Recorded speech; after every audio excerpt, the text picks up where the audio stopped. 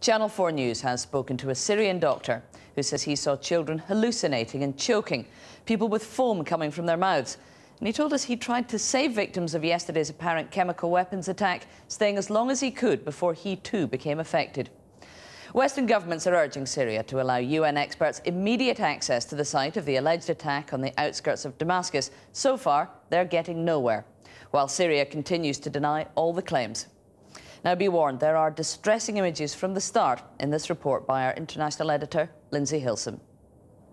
Allahu Akbar. Running for cover in the Damascus suburb of Daraya, but there is no safety. There's been more shelling today, and the effects of the apparent chemical weapons attack persist. The images of children are the most distressing and telling. The effects of what appear to have been a nerve agent are horrific. If they survive, they may be disabled. Her name is Yunma. I am alive, she cries. Hold me, help me. The doctor explains that her parents are both dead. This little boy was at home when he heard a huge explosion. As my brother was coming downstairs, he smelt the gas and ran inside. Then he began to fit like he was going to die. My mum and dad sat there and made him drink water. He kept throwing up and then he began to suffocate and die. Now he's the only one left. Those treated yesterday may survive, but first aiders and doctors are now reportedly succumbing after exposure to gas emanating from the injured and the dead. They don't have enough oxygen to treat survivors, and opposition sources in Turkey say more bodies have been found in basements. We have documented as of 2 a.m. 1,360 casualties.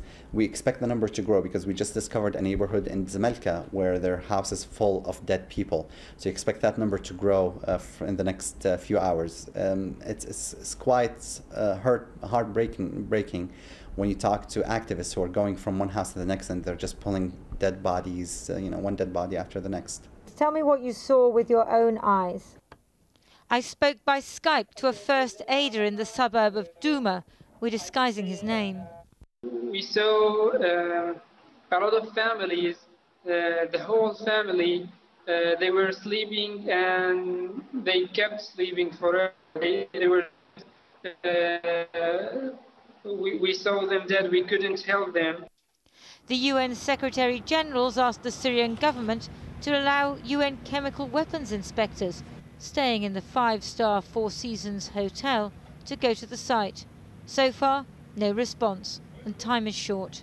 They have really about another 12 hours to be able to get down to the scene and start taking either sort of blood or blood and hair samples from the people that have been affected and be able to sort of store those and handle those correctly and get them into a government lab as soon as possible. After that period, they're going to have to start thinking about taking soil samples and water samples. Pictures of what the opposition say is the weapon that contained chemicals. The dead animals possibly evidence. The Russian government said today that they suspected it was fired by the rebels. Western countries suspect the Syrian government. But will they do anything? The people of the Damascus suburbs are mourning their dead. They say they feel abandoned and alone, victims of a terrible crime, in despair that anyone will ever come to their rescue.